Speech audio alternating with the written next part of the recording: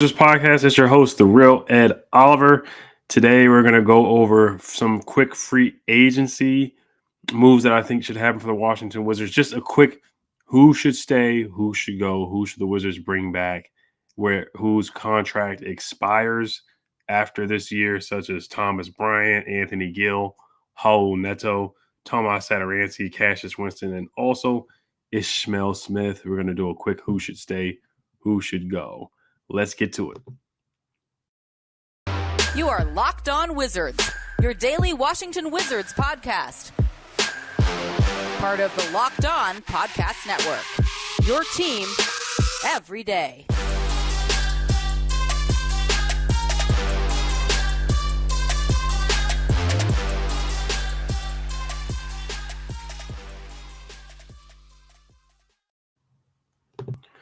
Thanks for making Locked On Wizards your first listen every day. We are free and available wherever you get podcasts. All right, so first on the list, and I do want to talk about a little bit at the end. We'll talk about the NBA playoffs and then my predictions for tonight. We got the Mavs tonight. They play against the Jazz. Hopefully, I'm rooting for the Mavs to lose, of course. Raptors and Sixers at 7:30, and Nuggets Warriors at 10 o'clock. We'll get to that at the end. And I misspoke a couple episodes ago. The Wizards have a 13.9% chance of getting a top 4 spot. They are in the 10th spot in the lottery odds as of right now. So that's how it goes. But first on the list for free agency, guys whose contract expires, who's going to get a second contract with the Washington Wizards, or who's going to get another contract? Who do I think they should bring back? So first on the list is Thomas Bryant. A couple years ago or 3 years ago, he signed a 3-year, $25 million contract with a base salary of $8,330,333, $25 million guaranteed, and that expires this year. And Thomas Bryant, man, he just kind of – it was – the way this year went for him was very unfortunate. Coming off the ACL tear, coming back in game 41, I want to say, and I can pull up how many games he played this year because he didn't play in many. He collected a lot of DNPs towards the end of the year. He played in 27 games and started in 9 games. He scored 7 points per game, 0.8 blocks per game, 4 rebounds per game. Also shot 87% from the free throw line. He's a really good free throw shooter. He has really good touch around the rim as well. He's just a really good shooter, and I really think Thomas Bryant, whether he's with the Wizards or somewhere else, I do think he's capable of helping the team, being a big off the bench, scoring well against second units, being an energy big. If he can get his legs under him, because this year he looked a little bit more flat-footed. His feet, his legs looked a little bit more heavier than what they usually do. And before the story about Thomas Bryant as well, he worked his way up from Indiana, played for the LA Defenders, and was a guy that Tommy Shepard really liked, and they traded for him, brought him over from the Lakers developmental program, just like Mo Wagner and some of the other guys, Isak Bonga, some other guys that the Wizards brought over and traded for from Los Angeles as well, or signed. And he just brought a lot of energy when he started playing with the Wizards. He played really well. I mean, averaged 10 points a game in 2019, then improved to 13.2 points a game in 2020. Then in 2021, he averaged 14 points a game and 6 boards. Only played in 10 games, but I remember the free agency before the 2021 season, Tommy Shepard said that he didn't talk to any other bigs or any other centers because the plan was to start Thomas Bryant. He didn't take a lot of calls or make free agency moves with other bigs that were available because he wanted Thomas Bryant to start in 2021. It was him, Russell Westbrook, and Bradley Beal. And Rui and Denny, and that was the starting 5 in the first game of the year. And Thomas Bryant was playing pretty well next to Russell Westbrook before he got injured. He was shooting at a very high clip from the 3-point line. Now, granted, it was only 2 3-pointers per game, but Thomas Bryant was shooting 42% from the 3-point line off of 2 3-pointers per game, and had 14 points in the game against Brooklyn where they won against Kevin Durant and. Russell Westbrook had a great game. I want to say it went to overtime in Brooklyn. Thomas Bryant had 21 points and 14 boards. He was showing great promise, and I thought he was going to be a good, have a nice duo with Russell Westbrook, pick and roll and pick and pop. You see how well Daniel Gafford did with Russ. I thought, the same thing could happen with Thomas Bryant. And Thomas Bryant was catching lobs and finishing around the rim with, getting easy assists or easy baskets from Russell Westbrook. Thomas Bryant giving Bradley Beal the high five. You remember that? The game winner floater that he hit in London against the Knicks. Thomas Bryant, I thought he developed really, really well into the Wizards. So it is unfortunate to see how many DNPs he collected towards the end of the year. He just couldn't move defensively.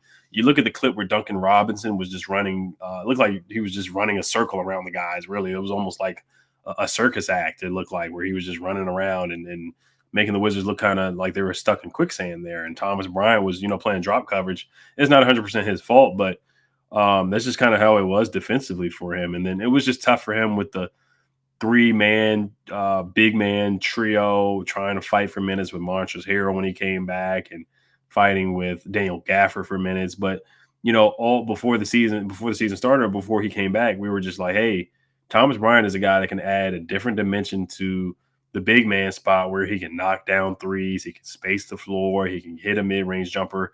In that Sixers game where he did come back, he showed that, where we blew out the Sixers, and I was excited to see him back. And then the more he played, you just see he struggled to move his feet defensively.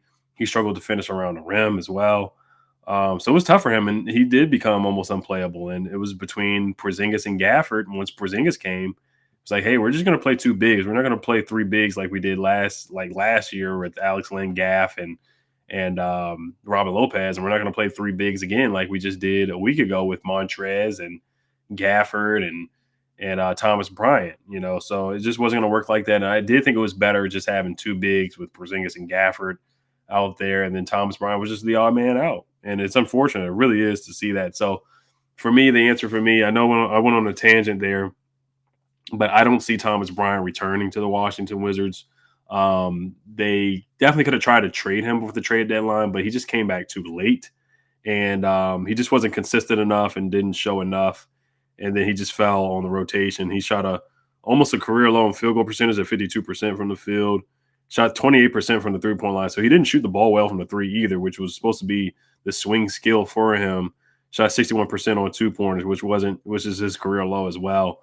Just unfortunate for him, and I don't see him coming back. I really don't. So, but I do see him helping another team. I definitely see him being capable of coming off the bench and helping another team for sure. Maybe being Karl Anthony Towns' backup for the Timberwolves. I could definitely see something like that. They need some more bigs over there. I could see him being a backup big for the Charlotte Hornets. Who knows if the Hornets are going to bring back Montrezl Harrell. So I could definitely see him working well with LaMelo Ball, working well with Terry Rozier and Miles Bridges over there, being another young guy that could work out with the Hornets because they need bigs. So that's somewhere I could see Thomas Bryant going next year. But there are some other guys I do want to get to on this list. If I don't get to everybody, then I definitely will try to, finish up on the next episode. But before we do get to the next crop of guys, this episode is brought to you by Prize Picks. Prize Picks. It's very easy to use. Are you looking for a daily fantasy option for the NBA? Then you need to try the award-winning app Prize Picks. Prize Picks is daily fantasy made easy. I love this, and we know you will too. You pick 2 to 5 players and an over-under on their projections, and you can win up to 10 times on any entry, and it's just you versus the projected numbers. Entries can be made in 60 seconds or less. It's that easy. Prize Picks is safe and offers fast withdrawals. Use the award-winning app on both the App Store and Google Play. Prize Picks offers any prop you can think of, from points scored to rebounds, even steals. Users can take the over on Donovan Mitchell's points tonight, combined with the under on Davis Bertans' three-pointers made in the same entry. And Prize Picks doesn't just offer NBA. They have options on college basketball, college football, NFL, MLB, soccer, MMA, and more. For a limited time, Prize Picks has an exclusive no-brainer of an offer for all of our users. Users get $50 for free if a player in your first Prize Picks entry scores a single point. But you must use code NBA. That's right. This is an exclusive offer available to Locked On fans. Sign up today and use code NBA, $50 for free if a player in your first Prize Picks entry scores a single point. This episode is also brought to you by Bet Online. BetOnline.net is your number one source for all your betting stats and sports info. Find all of the latest sports developments, league reviews, and news, including this year's basketball playoffs and the start of the Major League Baseball season. BetOnline is your continued source for all your sporting wagering information from live betting to playoffs, esports, and more. Head to the website today or use your mobile device to learn more about the trends in action. BetOnline where the game starts. Thank you for making Locked On Wizards your first listen. For your next listen, check out the Locked On Now podcast. Nightly recaps of every NBA game with analysis from our local experts. It's free and available wherever you get podcasts. All right, so let's get back into who should stay or who should go. Next on the list is, let's go with Raul Neto here. So Raul Neto, I think everybody's going to agree on this one. I think he had a couple. Last year I thought he played better under Scott Brooks than he played under Wes Unseld, to be honest. Now Raul Neto, you look at his numbers, and he's a scoring guard. He's a combo guard. He's really a shooting guard. He's 6 foot. How tall is Neto? 6 foot, 180 pounds, if that. He looks like he's 6 feet out there. He's 29 years old. He's been in the league. He started with Utah in 2016, played with Philly for 1 year, and this is his second year with the Washington Wizards. So last year he had 8 points per game. That regressed down to 7 points per game. He had 1 steal per game. That went down to 0.8. He actually did have more assists this year than last year. He did have one game where he had 10 assists in the first half. I want to say that was against the Blazers, or that was against the Rockets, where we were up by 23, and then we ended up getting blown out. Raul Neto shot 76% from the free throw line. He shot 88% last year from the free throw line. From the three-point line, he shot 39% from the three-point line in 2021 last year with, Russell Westbrook, getting him open shots, Bradley Beal getting him open shots as well. This year, he shot 29% from the three-point line. He shot 2 threes per game, 2.6 three-pointers a game in 2021. And then this year, he shot 1.7 three-pointers per game. So he's clearly regressed by 10%. You could definitely see it. I mean, he was really bad from the three-point line. And then we did sign him for the veteran minimum this year. Looking at his contract, we signed him for a 1-year, $2 million contract. So it was a little bit more than the minimum, but he played really, really well last year. I thought he did earn another contract. There were times where Russell Westbrook was injured and Raul Neto had to come in and play very well, and he picked up the slack. There were times last year with Scott Brooks in 2021 where Raul Neto was playing the power forward position. He was playing the 3-man. He was playing the 2, the 1. I mean, he was just all over the place, the 3-guard lineup. I know that brings up nightmares for guys, but it just shows the versatility that Neto had to do out there. He had to play big minutes at every position last year. We were just in 2021, we were just so thin at the wing spot. It was crazy. This year, I thought Wes tried to play him at that point guard position way too much. He had 19. Raul Neto played 70 games and had 19 and started 19 games. Now he collected DNPs towards the end of the year when Wes finally made the decision to start Tomas Satoransky at the point guard position. Which I think Wes definitely dropped the ball there. That was one indictment on Wes as well, where I do think the Wizards could have made the play-in, and I'm not the biggest Tomas Satoransky fan, but when Tomas got in there, you just saw a big difference in the offense. You just saw him get the ball to Porzingis. You saw him get the ball to Denny in transition. You just saw him get the ball to Rui. He just got guys the basketball in their spots. KCP started to shoot better when they had more of a natural point guard in there, facilitating a pass-first point guard, which is what Wes Unseld Jr. said that he's looking for in his exit interview. Tommy Shepard said that he's looking for a pass-first point guard in his exit interview as well.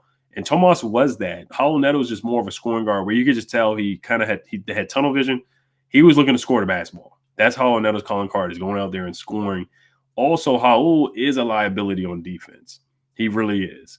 I remember in the playoffs in the Sixers series, Seth Curry, they would hunt Raul Neto. They would look for that matchup. You could just see teams hunting Raul Neto, going after him, seeing if they can get their guard or their small forward in a post-up situation, or even their point guard in a post-up situation on Raul Neto. They would just hunt him, and Seth Curry was basically unstoppable for the Sixers when Raul Neto was guarding him. It was just almost unfair. I mean, Seth Curry looked like he was a 6'6" guy out there just posting up, shooting over Raul Neto, and Seth Curry is 6'3", 6'4".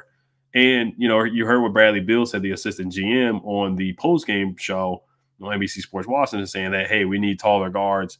And that kind of is an indictment against Raul Neto there. But Raul Neto, he's scrappy. He plays hard. I remember Wes Unseld Jr. was very excited about bringing Raul Neto back because of the game in Denver where he was just scrapping against Campazzo. And Raul Neto made a huge play and got a turnover and scored against Denver when we did sweep the Denver Nuggets. But for me, Raul Neto, I don't think he's going to get more than what he got this year contractually. He just didn't show enough. And he actually, like I said, he regressed, and I don't think he was played the correct way. Wes played him at the point guard position because we were just void at the point guard position, or very thin at the point guard position. And I think Wes just held on to him way too long. Now, I do remember in the beginning of the year in the 10-3 start, I did pull up some of the games in the beginning of the season. You look at November, he did contribute to some big wins. Against the Pacers, he had 18 points in the double overtime game. 7 for 11 from the field, shot 63% from the field, played really, really well. And then in the Memphis game where we blew out Memphis with Ja Morant did play that game as well.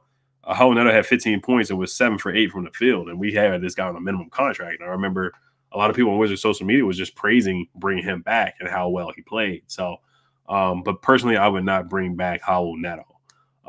But let's get to, I would not bring him back, but I could definitely see him being a good 10th, 11th man on a playoff team, just being scrappy, coming off the bench and scoring, bringing some firepower. He could get downhill, and he could finish through contact. That's one thing I could definitely give Raul Neto, that he was aggressive and he could finish through contact. I want to see how many free throws did he shoot per game, because he did get downhill and created contact. 1.5 free throws per game for a 6'1" guard.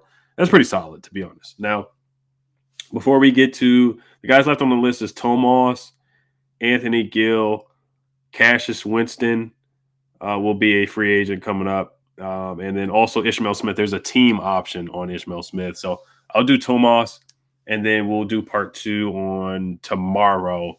We'll do the rest of the guys that are going to be free agents. But before we do get to that, this episode is brought to you by Rock Auto. With the ever-increasing numbers of makes and models, now possible for your local chain auto parts store to stock all the parts you need.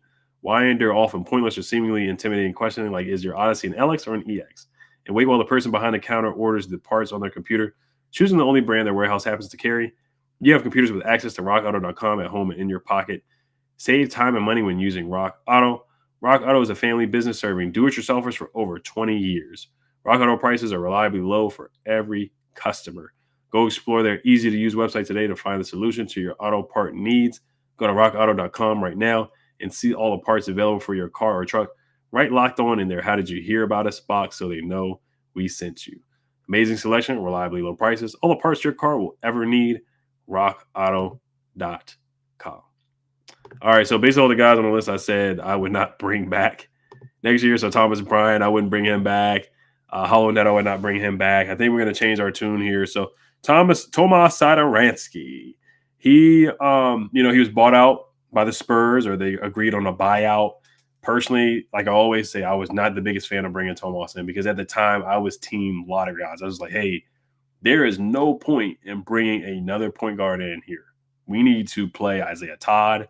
We need to see what Kyrie Walker can do. I want Denny to get all 40 minutes a game. I want Rui to get 40 minutes a game. I want Kishra to get 40 minutes a game. I just want to do the youth movement. I want to see what these guys can do, because we're not going to make the play-in. Bradley Beal had the wrist injury. Let's just get this pick. Let's get a top 3 pick so we can have a chance at Jaden Ivey or one of those top 3 guys. That's the mindset I was on. So when I saw that we brought back, because we already traded for Ish Smith, so I was like, okay, we already got one ex-Wizard from last year.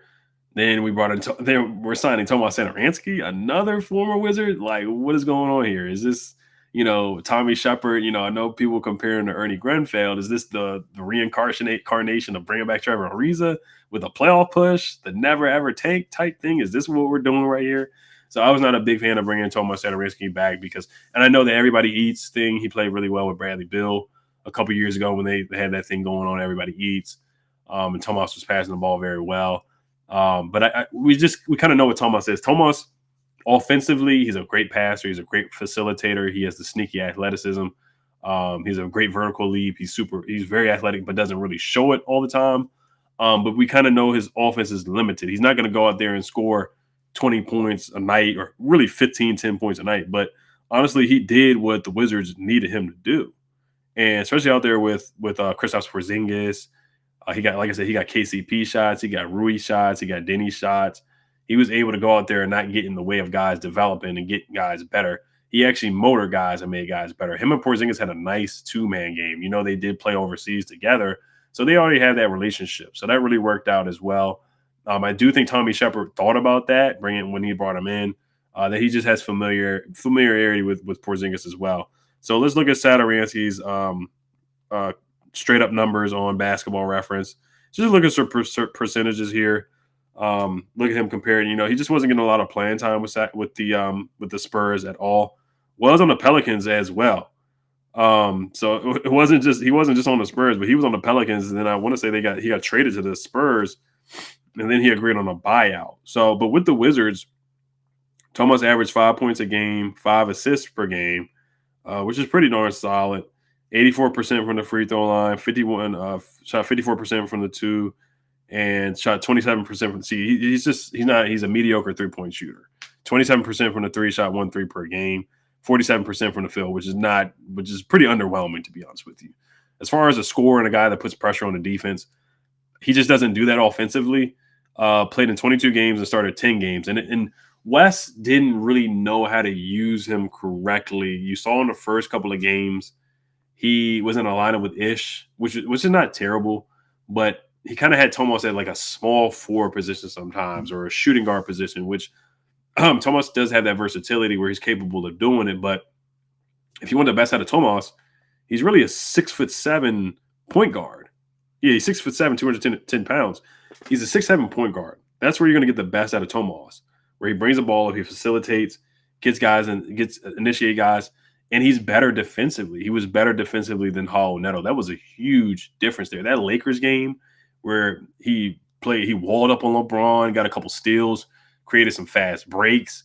Him and Ish, they played really well together in that Lakers game. Now, I do want to pull up this thing I found in an article about Sato, how when he finally did start, it shows their record of how they played better. And Porzingis actually talked about what he was looking in for a point guard as well in his exit interview. So Tomas Satoransky, after he was moved into the role for the final 10 games of the season, the Wizards went 5-5 after losing 8 of their previous 9 games. And that's the spot where I do think the Wizards could have made the play-in game, where they lost 8 of 9 games. And Raul Neto was starting at point guard, and they couldn't stop anybody. Josh Hart went crazy. Chris Wood went crazy.